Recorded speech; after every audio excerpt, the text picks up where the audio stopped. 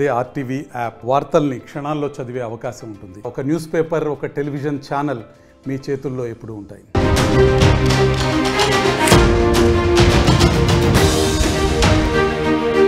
Breaking news.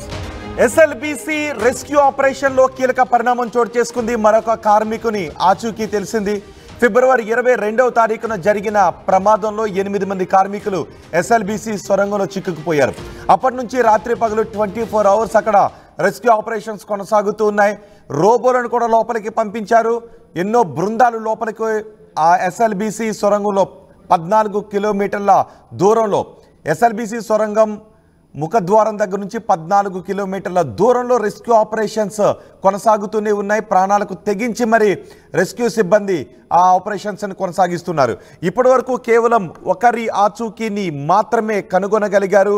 ఇప్పుడు మరొకరి ఆచూకీ కూడా తెలిసింది. గుర్ప్రీత్ సింగ్ ఆచూకీని గత మార్చి 9వ తారీఖున గుర్ప్రీత్ సింగ్ ఆచూకీని కనుగొన్నారు. ఆయన మరణించిన స్థితిలో ఆయన ఆచూకీని కనుగొన్నారు. మిగిలిన 7 ఆచూకీ కోసం కూడా నిరంతరం అక్కడ రెస్క్యూ ఆపరేషన్స్ కొనసాగుతూనే ఉన్నాయి. ఈరోజు మరొకరి ఆచూకీ తెలిసినట్టుగా తెలుస్తోంది. టీబీఎం కింద, ఆ టీబీఎం శిథిలాల కింద మరొకరి ఆచూకీని గుర్తించారు. చనిపోయిన స్థితిలోనే మరొకరి కార్మికుని ఆచూకీని కూడా గుర్తించారు. తవ్వకాలు చేపడుతున్న రెస్క్యూ టీమ్స్ గ్యాస్ కట్టలతో శిథిలాలను కట్ చేస్తున్నారు. నిజానికి అక్కడ కార్మికుల జాడను కనుగొన్నప్పటికీ, మరణించిన స్థితిలోనే వాళ్ళ జాడను కనుగొన్నప్పటికీ వాళ్ళను బయటకు లాగడానికి అవకాశం లేదు. ఎందుకంటే నెల రోజులు దాటేసింది కాబట్టి వాళ్ళ ఆచూకీని కనుగొన్న తర్వాత, చేయో కాలో కనిపించిన తర్వాత వాటిని పట్టుకుని బయటకు లాగుతూ ఉంటే అక్కడ చాలా హృదయ విదారకంగా ఉన్నట్టుగా తెలుస్తుంది. వారి అవయవాలు ఊడిపోతూ ఉన్నాయి. దీంతో పూర్తిగా వాళ్ళ ఆచూకీని కనుగొన్న తర్వాత వాళ్ళ చుట్టూ ఉన్న మట్టిని తొలగించి ఆ తర్వాత టీబీఎంకి సంబంధించిన ఐరన్ ముక్కలను కట్ చేసి, ఐరన్ గ్రిల్ను కట్ చేసి వాళ్ళను బయటకు తీస్తూ ఉన్నారు. ఆ తర్వాత కుటుంబ సభ్యులకు అప్పగిస్తున్నారు. ఇప్పుడు మరొకరు ఆచూకీని కూడా కనుగొన్నారు. గ్యాస్ కట్టలతో శిథిలాలను కట్ చేస్తున్నారు. గ్యాస్ కట్టలతో ఆ టీబీఎంని కట్ చేస్తున్నారు. టన్నెల్ బోర్ మెషిన్ని కట్ చేసి వాటిని కన్వేయర్ బెల్ట్ ద్వారా బయటకు పంపించేస్తున్నారు. అయితే ఇప్పుడు కనుగొన్న కార్మికుని ఆచూకీ ఏంటి, అతని పేరేంటి అనేది ఇంకా తెలియాల్సి ఉంది. చనిపోయిన వ్యక్తికి సంబంధించిన ఆనవాళ్ళు మాత్రం లభ్యమయ్యాయి. టన్నెల్ లోపల ఇప్పటికే భరించలేని దుర్వాసన వస్తున్నట్టుగా తెలుస్తోంది. స్ప్రే బాటిల్స్తో లోపలికి వెళ్తున్నారు రెస్క్యూ బృందాలు. దుర్వాసన వస్తూ ఉండటంతో అక్కడ దుర్వాసన నుంచి బయటపడి ఆ రెస్క్యూ ఆపరేషన్స్ని కొనసాగించడానికి స్ప్రేలను వాడుతూ ఉన్నారు.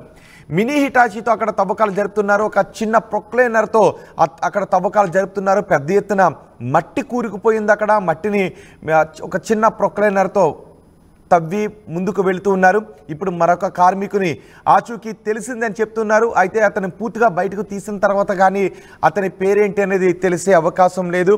మొన్న 9వ తారీఖున ఒక కార్మికుని ఆచూకీని గుర్తించారు. గుర్ప్రీత్ సింగ్గా అతను గుర్తించి వాళ్ళ కుటుంబ సభ్యులకు అప్పగించారు.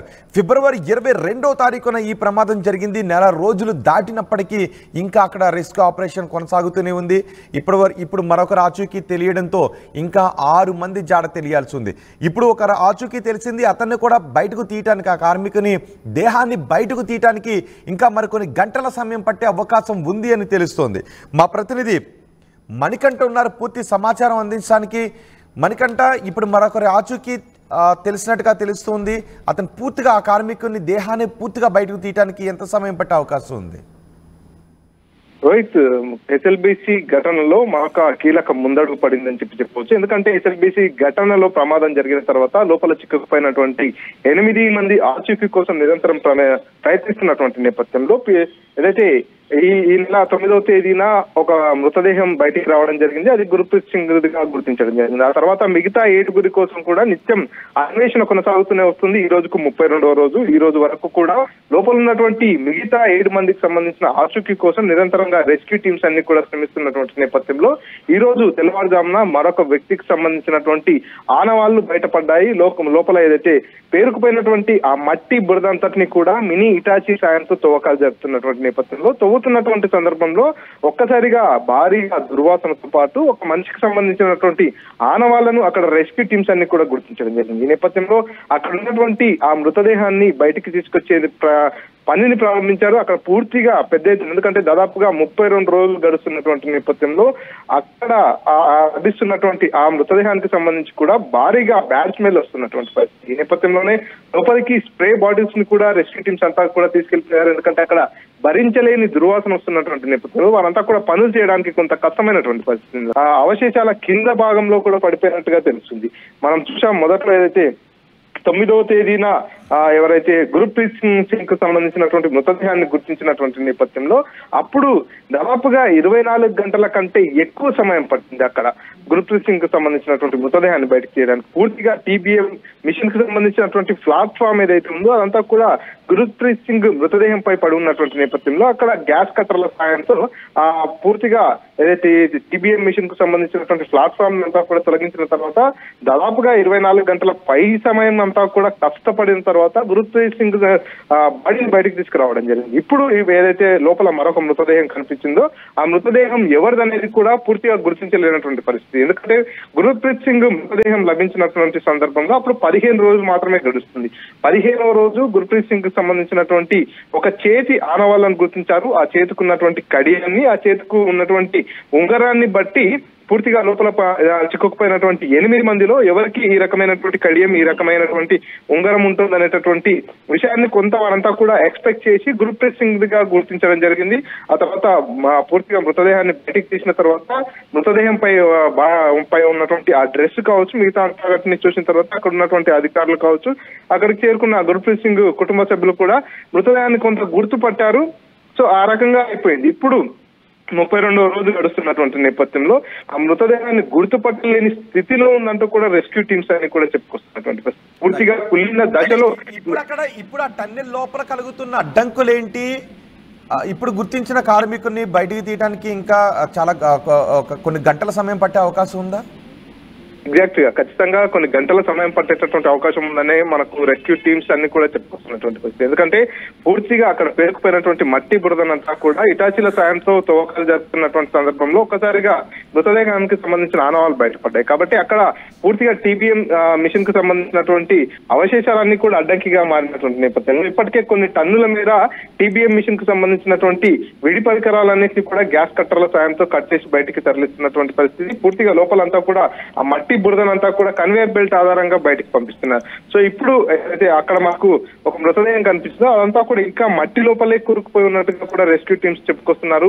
అదంతా కూడా మట్టిని తవ్వుతున్న కొద్దీ అక్కడ టీబీఎం కు సంబంధించినటువంటి పరికరాలన్నీ కూడా కనిపిస్తున్నట్టుగా తెలుస్తుంది. ఈ నేపథ్యంలో అక్కడ లోపలంతా కూడా గ్యాస్ కట్టర్లు తీసుకెళ్లారు. గ్యాస్ కట్టర్లతో ఆ టీబీఎం మిషన్ కావచ్చు, ఇనుప రాడ్స్, ఐరన్ రాడ్స్ కానీ ఐరన్ పరికరాలు ఏమైనా ఉంటే వాటన్నిటిని కత్తిరించడంతో పాటు ఈ మిషన్లతో ఇంతవరకు కూడా తవ్వకాలు జరిపారు. ఇప్పుడు అక్కడ మృతదేహాన్ని గుర్తించిన నేపథ్యంలో మనుషుల సాయంతో అక్కడ అంతా కూడా తవ్వకాలు జరిపి అక్కడ లభించినటువంటి మృతదేహాన్ని బయటకు తీసేటటువంటి అవకాశం ఉంది. దీనికి ఇంకా కొన్ని గంటల సమయం పట్టేటటువంటి అవకాశం ఉందంటున్నారు. ఈ రోజు మధ్యాహ్నానికి కానీ ఈ రోజు సాయంత్రానికి కానీ మరొక మృతదేహాన్ని కూడా బయటకు తీసేటటువంటి అవకాశం ఉంది.